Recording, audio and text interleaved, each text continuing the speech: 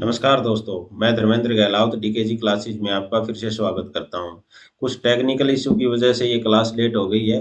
बाकी सिलेबस आपका टाइम से कंप्लीट हो जाएगा, इस चीज़ को लेके आप टेंशन ना करें। तो आप अभी एग्ज़ाम का टाइम बहुत कम रह गया है, ज़्यादा टाइम वेस्ट ना करते हुए सीधा क्वेश्चन पे आते हैं। जो बाकी आज की क्लास में जितने चक्रवर्ती ब्याज और साधारण ब्याज की जितनी टाइप बचती हैं, वो आज की क्लास में सारी कवर कर लेंगे हम। ठीक है? तो चलो आज जो हमारी पीछे 5 टाइप हो गई हैं, आज उससे आगे 6 टाइप को देखते हैं। 6 टाइप में क्या है, मैं स्क्रीन पे आपको क्वेश्चन लगाता हूँ। देखो, 6 टाइप में क्या कहा है कि जब किसी राशि पर चक्रवर्ती ब्याज और साधारण ब्याज समय के साथ दिया हो तो राशि और प्रतिशत दर ज्ञात करनी होती है।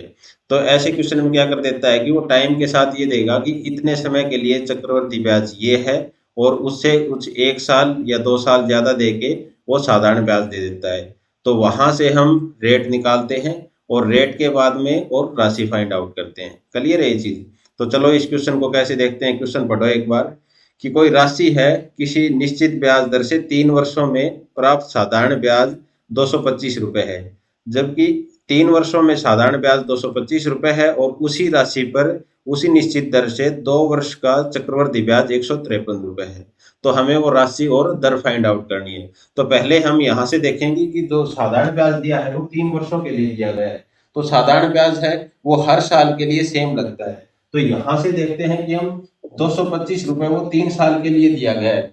तो 1 साल के लिए निकालेंगे, यहाँ से हम 3 साल के लिए 225 है, तो यहाँ से 1 साल के लिए कितना हो जाएगा, डिवाइड बाई 3 कर देते हैं इसको।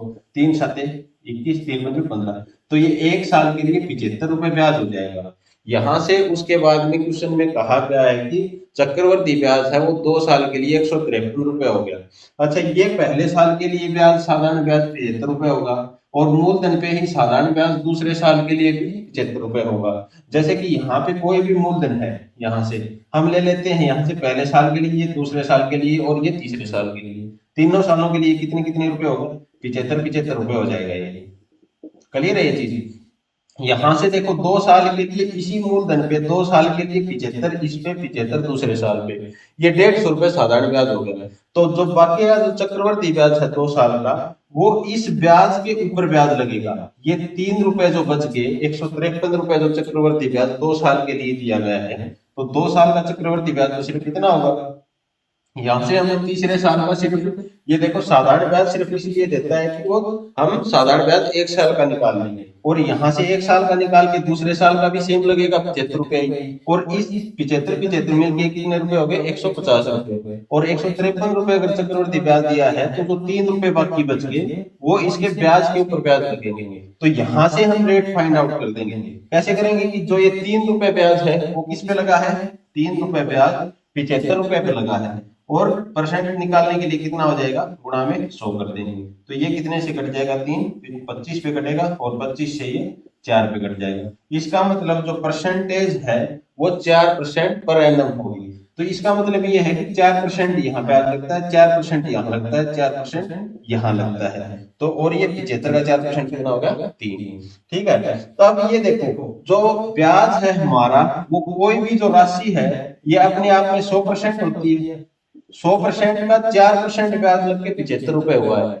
तो हम इसे क्या समझ में आता है कि जो 4 है, 4% है, 4% की वैल्यू दे दी इसने 75 रुपए। यहाँ से पता कर दिया हमने 4% की वैल्यू 75 रुपए है, और 1% का कितना हो जाएगा, 75 डिवाइड बाई 4। और हमें ये निकालना है मूलधन, क्योंकि दर निकालने के बाद क्वेश्चन में ये दिया है कि हमें वो राशि भी फाइंड आउट करनी है। देखो आपके क्वेश्चन में सीधा ये भी दे सकता है कि यहाँ से बताओ दर कितनी होगी, रेट कितना हो जाएगा, 4%। इसके आगे वो पूछ लेता है, पूछ सकता है कि राशि कितनी होगी। तो राशि अपने आप कितने परसेंट होती है, 100% होती है। 100% निकालने के लिए गुणा में इसको 100 से कर देते हैं, 4 से 25 पे कट जाएगा, 25 पंजो 125, 25 आते 175, 273, 187। तो ये आपका जो 1875 रुपए है ये आंसर हो जाएगा। ये कितना हो जाएगा, 1875 रुपए आंसर। क्लियर है ये चीज?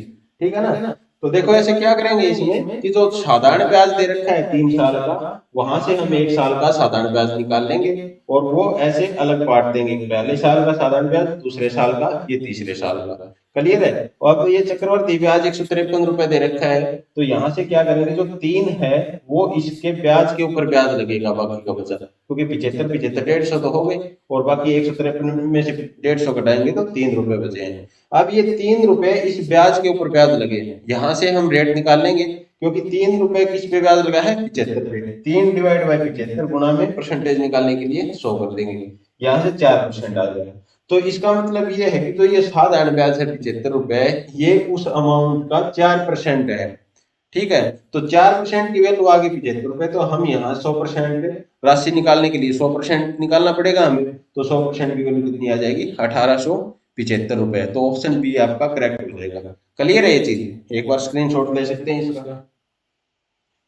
देखो अब नेक्स्ट टाइप में देखो क्या दे रखा है, जब समय दिन में दिया गया हो, इसका मतलब ये है, अगर समय अगर साल में दिया गया है तो हम सीधा निकाल लेते हैं रेट। अगर दिन में दिया गया है, दिन में दिया गया है, इसका मतलब ये है कि जितने साल दे रखे हैं उनका तो पूरा ब्याज लगेगा, उसके बाद में जितने दिन का दे रखा है उसके हिसाब से हम कैलकुलेट कर लेंगे 365 में से। अगर महीनों में दे रखा है तो महीनों के हिसाब से कैलकुलेट कर लेंगे। क्लियर है ये चीज। तो अगर ये क्वेश्चन में क्या कर रखा है इसमें, कि एक राशि 1000 रुपए पर 10% दर से 2 वर्ष और 73 दिन में प्राप्त चक्रवर्ती ब्याज कितना होगा। यहाँ पे उसने समय दे दिया 2 ईयर और 73 डेज। इसका मतलब ये है कि 1000 रुपए का जो मूलधन है उस पे उसने 2 साल और 73 दिन का ब्याज निकालना है। तो इसका मतलब ये हो जाएगा कि पहले साल का, दूसरे साल का तो पूरा निकालना पड़ेगा, और जो तीसरे साल का निकालेंगे उसका हम 73 दिन का कैलकुलेट कर देंगे। तो इसका रेट दे रखा है कितना, 10% के हिसाब से। तो 1000 का 10%, एक जीरो कट जाएगा यहाँ से, कितना आ जाएगा 100। दूसरे साल का भी 10% कितना हो जाएगा 100। ऐसे ही 10% इसका हो जाएगा 100 रुपए। क्लियर है ये चीज। अब इसके ब्याज के ऊपर भी ब्याज लगेगा, यहाँ पे इसका 10% कितना हो जाएगा 10 रुपए। ऐसे ही अब थर्ड ईयर में इसके ब्याज के ऊपर भी 10% लगेगा, तो ये कितना हो जाएगा 10। अब इसके ऊपर भी 10% लगेगा, तो ये कितना हो जाएगा 10। और अब इसके ऊपर भी 10% लगेगा। 10% का 10 मतलब क्या होता है, 10%, 10 का 10% कितना हो जाएगा 1 रुपए। क्लियर है जी, 1 रुपए। अब यहां से हम क्या करेंगे, ये तो पहले साल का हो गया, फर्स्ट ईयर का, ये दूसरे साल का, और ये कितने साल का, तीसरे साल का हो जाएगा। तीसरे साल का टोटल कितना है 100, 110, 120 और एक 121 रुपए। अब ये 121 रुपए है, ये कितने दिनों का हो जाएगा 365 दिनों का। हमें कितना निकालना है 73 दिनों का। तो 73 दिनों का निकालने के लिए एक एक दिन का निकालेंगे तो 121/365, और 73 दिनों का निकालने के लिए क्या करेंगे, गुणा में 73। तो ये कितना आ जाएगा, 73 से देखो 5 पे कट जाएगा, और 5 से कितने में कट जाएगा, 5 दूनी 10, 5 चौके 20 और 5 दूनी 10, ये 24 रुपए और 20 पैसे। इसका मतलब ये है कि जो ये 121 रुपए है, ये तो पूरे तीसरे साल का चक्रवर्ती ब्याज होगा। बट इसने 73 दिन का पूछ रखा है, तो 73 दिन का टोटल कितना हो जाएगा, यहाँ से 73 दिन का हो जाएगा 24 रुपए और 20 पैसे। तो टोटल जो 2 साल 73 दिन का चक्रवर्ती ब्याज कितना हो जाएगा, यहाँ से कितना, पहले साल का पूरा जुड़ेगा, दूसरे साल का पूरा जुड़ेगा। इसका मतलब 100, 200 और 210, और 210 में कितना जुड़ जाएगा 24.2। इसका मतलब 234.2 रुपए आंसर हो जाएगा। क्लियर है ये चीज, ठीक है ना।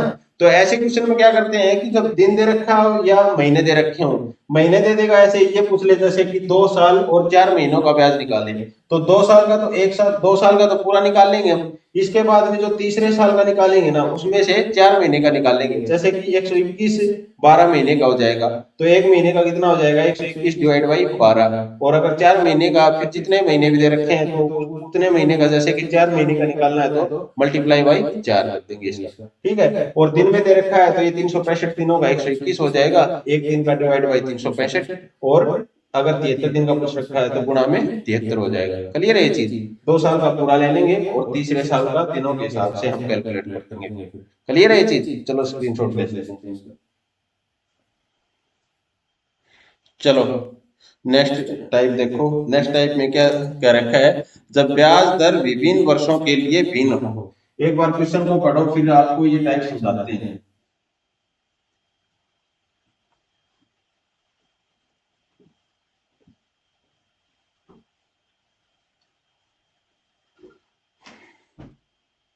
इसमें क्या कह रखा है कि जो जो रेट है हमारा वो हर साल के लिए अलग अलग है। इसका मतलब कह रहा है कि पहले साल में जैसे रेट कुछ दे रखा है, दूसरे साल में रेट वो चेंज कर देगा, और तीसरे साल में रेट फिर चेंज कर देगा।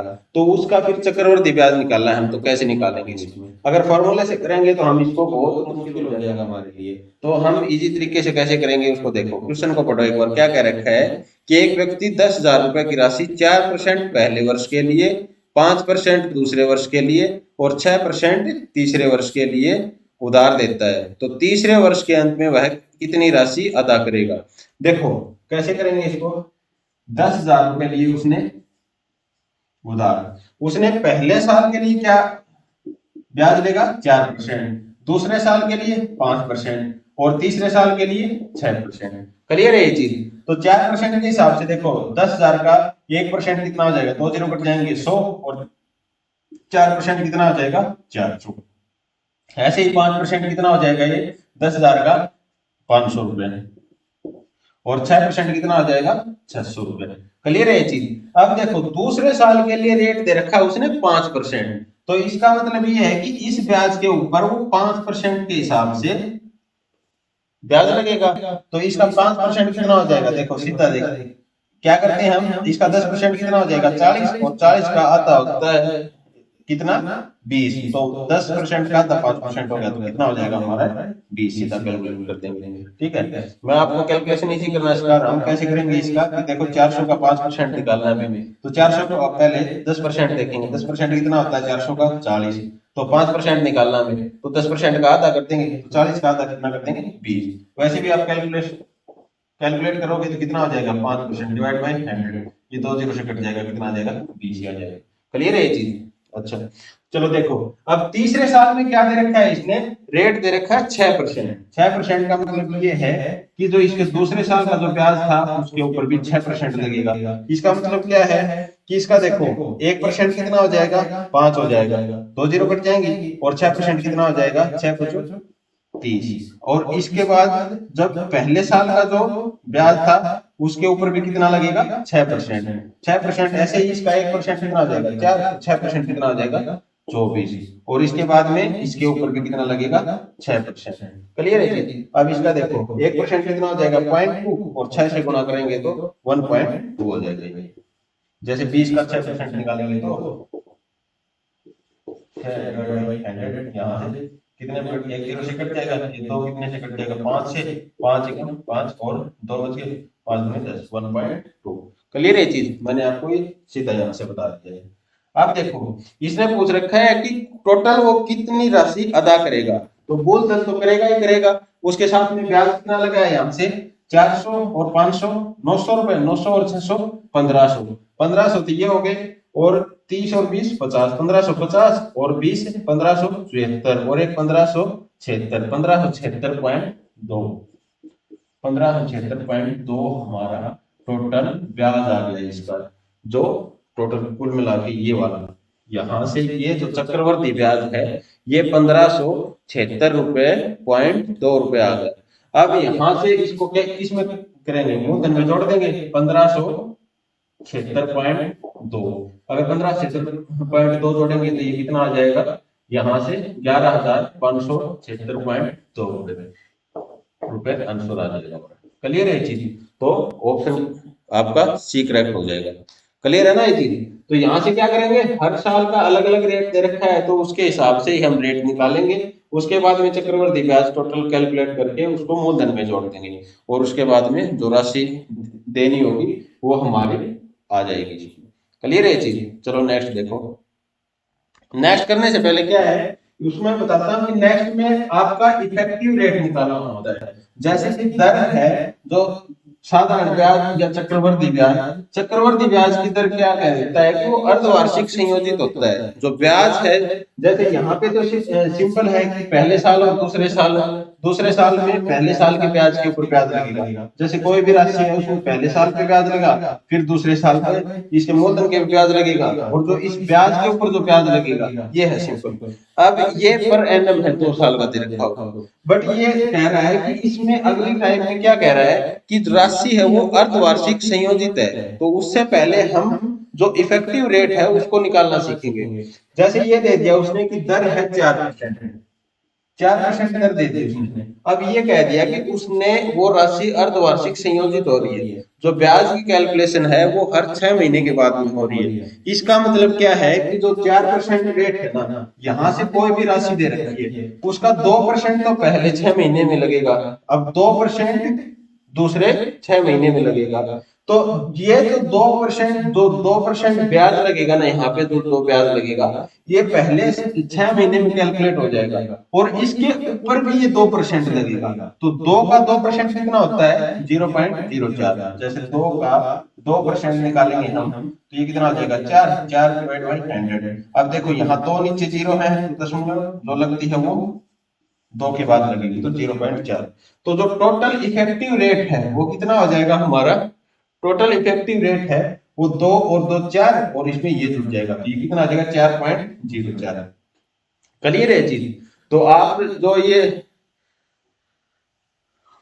टेबल दे रखी है इसको, इसका स्क्रीनशॉट ले सकते हैं और इसको समझ सकते हैं। जैसे कोई भी रेट दे रखा है उसको 2 भागों में तोड़ लेंगे, और उसके बाद जितना रेट उसके रेट पे लगता है, जैसे 6% है, 6% रेट दे रखा है पर एनम। यदि ब्याज अर्धवार्षिक संयोजित हो जाएगा तो इसका मतलब क्या है कि पहले 6 महीने में 3% लगेगा, दूसरे 6 महीने में 3% ब्याज मिलेगा हमें। बट जो इसके 3%, 3 के ऊपर भी 3% मिलेगा, तो 3 का 3% कितना होता है 0.09। तो इसका इफेक्टिव कितना हो जाएगा 3 3 6 और 0 9, तो 6.09 यहाँ पे पर एनम, और इसमें जो अर्धवार्षिक संयोजित हो जाएगा ये जो 0.9 है अलग से, ये हमारा जो अर्धवार्षिक संयोजित होता है, जो ब्याज की कैलकुलेशन 6 महीने में हो जाती है, उस ब्याज के ऊपर ब्याज लगता है। क्लियर है ये चीज।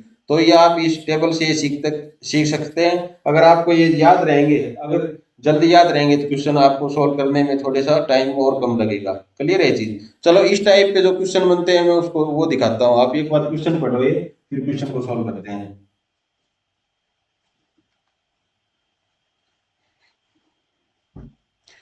क्वेश्चन में देखो क्या कह रखा है, किसी राशि को 4% प्रतिवर्ष की दर से चक्रवृद्धि ब्याज में निवेश किया जाता है, तो ब्याज प्रति 6 माही संयोजित होता है। तो 4% उसने रेट दे दिया है, और जो ब्याज है वो संयोजित होता है हर 6 महीने के बाद। तो 1 वर्ष के बाद राशि 7803 रुपए हो जाती है। इसका मतलब ये है जो 7803 रुपए है ये हमारा विसर्जन हो जाएगा, जो 1 साल के ब्याज के बाद में, और ब्याज हर 6 महीने के बाद लगता है। तो जो पहले 6 महीने में जो ब्याज लगेगा उसके बाद जो इस 6 महीने में ब्याज लगेगा, इसके ब्याज के ऊपर भी जो ब्याज लगेगा वो सारा ब्याज हमें कैलकुलेट करना है। अगर ब्याज 4% दे रखा है, 4% दे रखा है, इसका मतलब इफेक्टिव रेट कितना हो जाएगा, पहले तो 6 महीने में 2% लगेगा, अगले 6 महीने में 2% लगेगा, और इस 2 के ऊपर भी 2% लगेगा। तो इसका मतलब ये कितना हो जाएगा 0.04। 2 का 2% 0.04 हो जाएगा। तो इसका इफेक्टिव रेट है वो कितना आ गया 4.04। इसका मतलब ये है कि जो राशि है हमारी यहाँ पे जो भी राशि होगी उसका ब्याज हमें 4.04 मिलेगा, और ये जो मिश्रण दे रखा है वो ब्याज के समेत दे रखा है। तो इसका मतलब ये है कोई भी राशि है वो 100% होती है, 100% होती है, और उसका ब्याज मिल गया हमें 4.04%। इसका मतलब जो मिश्रण है वो कितना बन गया 100 प्लस 4.04। इसका मतलब ये है 104.04। 104.04% है वो राशि दे दी हमारी 7803 रुपए। इसका मतलब यहां से क्या करेंगे कि 104.04 7803 दे रखी है, ये मिश्रण दे रखा है, तो एक कितना हो जाएगा यहाँ से एक हो जाएगा, इसको डिवाइड बाय करेंगे 104.04, और 100% राशि निकालनी है हमें, तो राशि निकालनी है 100% निकालेंगे तो गुणा में कितना हो जाएगा 100। तो यहाँ से देखो दशमलव हटाने के लिए 2 के बाद में है 2 जीरो लग जाएंगे यहाँ पे, ये देखो 4 का डिविजिबिलिटी रूल आपका नंबर सिस्टम में सिखाएंगे। ये 4 से देखो दोनों संख्या 4 से डिवाइड हो रही है, तो 4 से फिर इसको काट देंगे, तो 4 से फिर काटेंगे तो 4 और 4 से 24, 0 1 4 को 4, और ये कितना कट जाएगा 2500 रुपये। 25 4 से कट जाएगा, 2 0 आगे लिख देंगे। अब ये देखो यहाँ से सीधा 3 से कट रहा है, 3 और 26 दिया 78, तो ये पूरा कितने से कट जाएगा 3 से, तो 2500 की 3 से गुणा हो जाएगी, तो कितनी आ जाएगी 7500 रुपये। 7500 रुपये हमारा आंसर हो जाएगा। क्लियर है ये चीज, तो आपका ऑप्शन बी करेक्ट हो जाएगा। ठीक है, तो देखो यहाँ इसमें मिश्र धन दे रखा है, तो मिश्र धन दे रखा है तो हम इफेक्टिव रेट निकाल लेंगे यहाँ से। अगर ब्याज अर्धवार्षिक संयोजित हो रहा है तो 4% रेट दे रखा है, तो उसका जो इफेक्टिव रेट है वो कितना हो जाएगा 4.04। 4.04 हमें ब्याज मिल गया, और 100% खुद में राशि होती है, तो इसका मतलब ये है कि 104.04% राशि है वो 7803 दे रखी है, तो यहाँ से हम 100% निकालेंगे। 100% कितनी आ जाएगी 7500 रुपये। क्लियर है ये चीज। ठीक है, तो यहाँ आपको ये सीधा करने के लिए आपको इफेक्टिव रेट निकालना आना चाहिए। यहाँ पे 4% रेट दे रखा है, अगर यहाँ रेट अगर वो 6% देता तो इसका इफेक्टिव कितना हो जाता है 3 और 3 और 3 का 3% कितना हो जाएगा यहाँ पे 0.9, तो 6.09। क्लियर है ये चीज। चलो नेक्स्ट क्वेश्चन देखो। नेक्स्ट ये नेक्स्ट टाइप है, ये अपनी सेकंड लास्ट टाइप होएगी इसमें, और इसके बाद में एक टाइप और बचती है। उसका आपका जो एग्जाम के पॉइंट ऑफ व्यू से आपकी जो सारी टाइप कवर होगी है, आप इनकी अच्छे से तैयारी करें। ये जो क्वेश्चन जितने करवाए गए हैं उनको एक बार फिर दोबारा देखें, उनके नोट्स बनाएं और उसको बार बार करें। आपकी इनसे बाहर कोई भी टाइप नहीं आएगी और एग्जाम में आप अच्छा स्कोर करेंगे। देखो इस क्वेश्चन में क्या कहा गया है कि ये जो टाइप है उसमें सीधा बता देता है कि जो राशि है उसमें की 2 गुना हो जाती है, 4 गुना हो जाती है। आपके सीधे क्वेश्चन मिलेंगे आपके एग्जाम में ये। तो इस क्वेश्चन में क्या है, कोई राशि एक निश्चित चक्रवृद्धि ब्याज की दर से 4 वर्षों में दोगुनी हो जाती है, तो कितने वर्षों में वह राशि समय की 8 गुना हो जाएगी। इसका मतलब ये है कि वो पहले अपनी 2 गुना हो जाती है, कितने साल में 4 साल में, 4 वर्ष में ये दुगनी हो जाती है। मैंने आपको पहली क्लास में भी बताया था, अगर वो क्लास नहीं देखी है तो आप उसको जरूर देखें। उसमें मैंने ये बताया कि जिस रेशो से चक्रवर्ती ब्याज बढ़ रहा है सेम समय में उसी रेशो से बढ़ेगा। इसका मतलब ये है कि ये 1:2 में बढ़ रहा है, तो ये दो से मतलब इसका ये है कि 1 से 2 गुना हो रही है, तो 2 का 2 गुना कितना होता है 4। ये 2 से 4 कितने वर्ष में और हो जाएगी 4 वर्ष में। ये सेम रेशो देखो, इन दोनों का रेशो देखा जाएगा तो 1:2 ही है, तो इसी रेशो में ये बढ़ती चलेगी सेम टाइम में। अब ये 8 गुना करनी है 4 का, ये भी 1:2 में 4 का गुना कितना होता है 8, तो अगले 4 वर्ष में ये 8 गुना हो जाएगी। इसका मतलब ये है अपनी ये खुद राशि 1 होगी, यहाँ से 8 गुना होने में कितना समय लग गया उसको, देखो 4 + 4 + 4 कितने ये हो गए 12 वर्ष। क्लियर है चीज, ये आपका कुछ नहीं है। देखो क्वेश्चन में क्या दे रखा है कि जिस रेशो से बढ़ रही है ना उसी समय में सेम रेशो से बढ़ेगी चक्रवर्ती ब्याज की राशि। तो यहाँ से दुगनी हो रही है 4 वर्ष में, तो 1 का 2 गुना, 2 का 4 गुना, 4 का 2 गुना 8, तो ये 8 गुना होने में इसको 12 वर्ष लगेंगे। क्लियर है चीज, ऑप्शन बी आपका करेक्ट हो जाएगा। ठीक है, देखो नेक्स्ट टाइप करते हैं। ये देखो लगभग मिलती जुलती टाइप है, बट मैंने इसको अलग टाइप में रखा है इसको। तो इसमें क्या क्या रखा है, इसमें रेट पूछ रखा है कि रेट क्या होगा, उसमें समय पूछ रखा था, इसमें रेट पूछ रखा है। तो इसमें ये पूछ रखा है कि किस चक्रवर्ती ब्याज की दर से वार्षिक दर से कोई राशि 2 वर्ष में समय की 9 गुना हो जाएगी। इसका मतलब यह है कि 1 से 9 गुना हो जाएगी। ये कितने वर्षों में, 2 वर्ष में बता रखा है, तो मैंने पहली क्लास में ही बताया कि जितने वर्ष में दे रखा है ना तो उसका हम उसका अंडर द रूट कर देंगे। 2 वर्ष समय 2 वर्ष दे रखा है तो यहाँ पे अंडर द रूट 2, मतलब इसका रूट हो जाएगा। अगर 3 दे रखे हैं तो इसका क्यूब रूट हो जाएगा। क्लियर है चीज, तो ये कितनी बढ़ गई 1 से 1 का कितना होता है, 1 का रूट 1 होता है, और 9 का रूट कितना होता है 3 होता है। तो ये तो 2 साल में बढ़ रही है 1 से 9, तो 1 साल में कितनी बढ़ जाएगी 1 से 3। इसका मतलब इसके ऊपर ब्याज कितना लगा है 2। तो ये समय ये मूलधन है, मूलधन हम मानते हैं 100% ही होता है, जो राशि है मूल राशि होती है वो हमारी 100% होती है। इस पे ये दुगनी बढ़ रही है, इसका मतलब ये है कि ये 100% है तो ये बढ़ कितनी रही है 200%। तो रेट कितना हो जाएगा हमारा 200%। अर्थमेटिक में देखो क्वेश्चन है वो सिर्फ समझने की बात है, आप उसको कैसे समझ पाते हो, क्वेश्चन को कैसे टैकल कर रहे हो। यहाँ से आप देखो क्वेश्चन में कुछ नहीं है, वो 9 गुणा कितने साल में हो रही है 2 साल में, ये माइंड में कैलकुलेट करने की क्वेश्चन है। ये 1 से 9 गुणा हो रही है 2 वर्ष में, तो 1 वर्ष में कितना हो जाएगा 1 से 3 जाएगी, क्योंकि इसका स्क्वायर रूट कर देंगे। यहाँ से 3 बढ़ रही है, इसका मतलब ब्याज लगेगा 2 इस पे, तो ये अपने आप में 100% है, तो ब्याज 2 लगा है, तो इस रेट क्या हो जाएगा 200%। ऑप्शन बी आपका करेक्ट हो जाएगा। वैसे भी दे सकते हो इसका 1 साल में तो साधारण ब्याज का रेट ही आ जाएगा, ब्याज कितना लगा 2, कितने पे लगा है 1 पे, रेट निकालेंगे तो 100 से गुणा करेंगे तो ये कितना आ जाएगा 200% आपका। क्लियर है ये चीज। तो ये आपकी जितनी चक्रवर्ती की जितनी टाइप बनती थी वो सारी कवर हो चुकी हैं। आप इनको अच्छे से करो और अच्छे से नोट्स बनाओ। आप कुछ टेक्निकल इशू की वजह से ये क्लास भी लेट हो गई थी, बट आने वाली क्लास जल्दी जल्दी अपलोड की जाएंगी और आपका पूरा सिलेबस है विद इन टाइम पूरा कंप्लीट करवा दिया जाएगा। ये आप पे डिपेंड करता है आप उसको कैसे करते हो। मैथ के लिए मैं पहले भी कह चुका हूँ, कहीं भी कंटेंट के लिए कहीं भी जाने की जरूरत नहीं है कि इधर आप ये पूछो कि कौन सी बुक पढ़नी चाहिए। अगर आपके पास टाइम बहुत ज्यादा है तो कितनी भी बुक पढ़ो, मैं तो कह रहा हूँ कि कैट की भी पढ़ो, ठीक है, और उसके बाद में जितने क्वेश्चन कर सकते हो उतने करो। बट आपके पास अगर लिमिटेड टाइम है तो आपको लिमिटेड पढ़ना पड़ेगा। तो मैंने जो ये कंटेंट है बिल्कुल लिमिटेड आपके लिए बनाया है, सिर्फ और सिर्फ केवीएस पीआरटी इनको ध्यान में रखते हुए कि आपके एग्जाम ओरिएंटेड क्वेश्चन होंगे सिर्फ, और सिर्फ टाइम के विद इन टाइम आपका सारा सिलेबस कवर करवाया जाएगा, ठीक है। तो ये सेशन आपको अच्छा लगे तो इसको लाइक करें, चैनल को सब्सक्राइब करें और अपने दोस्तों के बीच में शेयर करें। Thank you.